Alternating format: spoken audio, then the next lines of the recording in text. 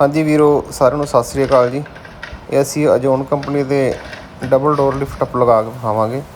ਇਹ ਵੀਡੀਓ ਅਸੀਂ ਨਵੇਂ ਮਿਸਤਰੀਆਂ ਵਾਸਤੇ ਬਣਾਉਣ ਲੱਗੇ ਹਾਂ। ਇਹਦੇ 'ਚ ਸਾਰੀ ਇਹਦੀ ਅਸੈਸਰੀ ਡੱਡੂ ਕਬਜੇ ਅਸੀਂ ਇਹਦੇ ਲਗਾ ਦਾਂਗੇ। ਪਹਿਲੇ ਇਹਦੀ ਅਸੀਂ ਖੋਦ ਲਏ ਸਣੇ, ਪੱਲਾ ਇਹਦੀ ਫਿਟਿੰਗ ਕਰ ਲਈ ਸੀ ਪਹਿਲੇ ਹੀ। ਇਸ ਤੋਂ ਬਾਅਦ ਅਸੀਂ ਡੱਡੂ ਕਬਜੇ ਲਗਾ ਦਾਂਗੇ ਇਹਨੂੰ। ਇਸ ਤੋਂ ਬਾਅਦ ਅਸੀਂ ਬਕਸੇ 'ਚ ਰੱਖ ਕੇ ਨਿਸ਼ਾਨ ਲਗਾ ਦਾਂਗੇ ਪੈਨਸਲ ਨਾਲ, ਜਿੱਥੇ ਇਹਦੀ ਪੱਤੀ ਆਏਗੀ। ਇਹ ਸੌਖੇ ਤਰੀਕੇ ਨਾਲ ਇਸ ਤਰ੍ਹਾਂ ਲੱਗ ਜਾਏਗਾ। ਇਹਦੇ ਕਨੈਕਟਰ ਕੱਢ ਲਾਂਗੇ ਅਸੀਂ ਇਹਦੇ ਵਿੱਚੋਂ, ਔਰ ਇਹਨੂੰ ਅਸੀਂ ਲਗਾ ਦਾਂਗੇ ਬਕਸੇ ਦੇ ਵਿੱਚ।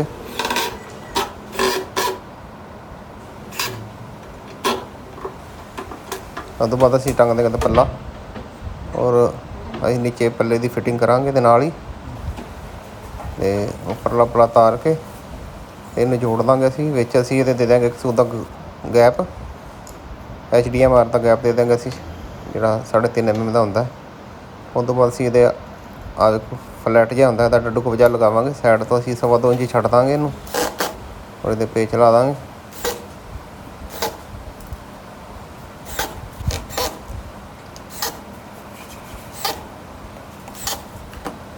ਇਹ ਸਾਡਾ ਹੋ ਗਿਆ ਜੀ ਤਿਆਰ ਡਬਲ ਡੋਰ।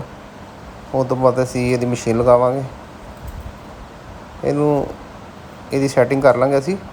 ਉੱਪਰੋਂ ਇਹ 5.25 ਇੰਚੀ ਆਏਗਾ, ਔਰ ਸਾਈਡ ਤੋਂ ਅਸੀਂ 1 ਇੰਚੀ ਛੱਡਾਂਗੇ। ਤੁਸੀਂ ਫੱਟੀ ਰੱਖ ਕੇ ਵੇਖ ਲਓ, ਇਸ ਤਰ੍ਹਾਂ ਹੀ ਪਤਾ ਲੱਗ ਜਾਂਦਾ। ਇਹ 5.25 ਇੰਚੀ ਉੱਪਰੋਂ ਆਇਆ ਸਾਡਾ, ਔਰ ਸਾਈਡ ਤੋਂ ਅਸੀਂ ਇਹਨੂੰ 1 ਇੰਚੀ ਜਾਂ 7.5 ਛੱਡ ਦਿਆਂਗੇ। ਉਸ ਤੋਂ ਬਾਅਦ ਅਸੀਂ ਇਹਦੇ ਲਾ ਦਾਂਗੇ ਪੇਚ, ਔਰ ਆ ਪੇਚ ਥੱਲੇ ਥੋੜ੍ਹਾ ਇਹਨੂੰ ਖੋਦਣਾ ਵੀ ਪੈਂਦਾ ਬਕਸੇ 'ਚ ਨਿਸ਼ਾਨ ਲਾ ਕੇ। ਉਹ ਅਸੀਂ ਪਹਿਲਾਂ ਹੀ ਕਰ ਲਿਆ ਸੀ। ਔਰ ਸਾਈਡ 'ਤੇ ਵੀ ਅਸੀਂ ਇਸ ਤਰ੍ਹਾਂ ਹੀ ਨਿਸ਼ਾਨ ਲਗਾ ਕੇ ਇਹਦੇ ਪੇਚ ਲਾ ਦਾਂਗੇ। ਬਿਲਕੁਲ ਆਸਾਨ ਤਰੀਕੇ ਨਾਲ, ਕੋਈ ਜ਼ਿਆਦਾ ਮੁਸ਼ਕਿਲ ਨਹੀਂ ਆਉਂਦੀ। ਉਸ ਤੋਂ ਬਾਅਦ ਅਸੀਂ ਇਹਦਾ ਪੱਲਾ ਢੰਗ ਦੇਂਗੇ ਉੱਪਰ ਵਾਲਾ। ਪਹਿਲਾਂ ਫਿਟਿੰਗ ਇਹਦੀ ਅਸੀਂ ਕੀਤੀ ਹੋਈ ਹੈ, ਔਰ ਇਹ ਤੋਂ ਬਾਅਦ ਅਸੀਂ ਨਿਸ਼ਾਨ ਲਾ ਦਾਂਗੇ। ਅਸੀਂ ਕਈ ਉੱਪਰੋਂ ਵੀ ਲੱਗ ਜਾਂਦਾ ਨਿਸ਼ਾਨ ਇਹਦਾ, ਪਰ ਅਸੀਂ ਥੱਲੋਂ ਮਾਪ ਕੇ 9.25 ਇੰਚੀ 'ਤੇ ਆਉਂਦਾ, ਔਰ ਸਾਈਡ ਤੋਂ ਅਸੀਂ 1.25 ਇੰਚੀ 1 ਸੂਤ ਗੈਪ ਛੱਡ ਕੇ ਮਾਪ ਲਾਂਗੇ।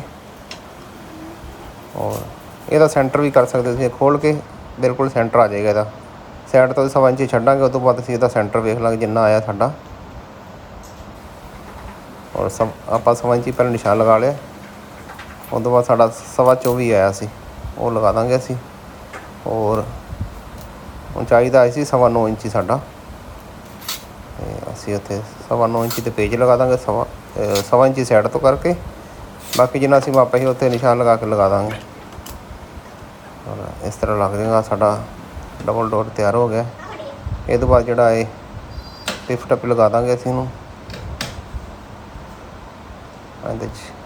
ਇਹਦੇ ਕਨੈਕਟਰ ਫਸਾ ਕੇ ਅਸੀਂ ਸਾਡਾ ਡਬਲ ਡੋਰ ਲਿਫਟ ਅਪ ਲੱਗ ਗਿਆ ਬਿਲਕੁਲ ਆਸਾਨ ਤਰੀਕੇ ਨਾਲ, ਆਰਾਮ ਨਾਲ ਲੱਗ ਜਾਂਦਾ, ਔਰ ਐਨ ਵਧੀਆ ਚੱਲਦਾ ਆ। ਔਰ ਵੀਡੀਓ ਨੂੰ ਲਾਈਕ, ਸ਼ੇਅਰ ਅਤੇ ਕਮੈਂਟ ਜ਼ਰੂਰ ਕਰ।